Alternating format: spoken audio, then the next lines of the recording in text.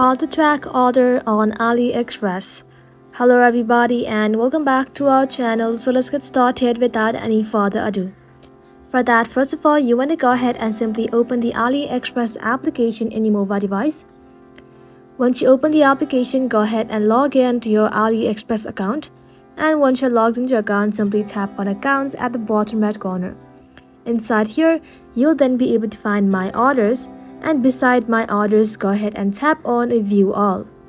Inside here, go ahead and find and click on the specific order you want to track, and then copy the tracking number from the order details. Once you have copied your tracking number from the order details, you want to go ahead and head back to your home screen and then open up your browser.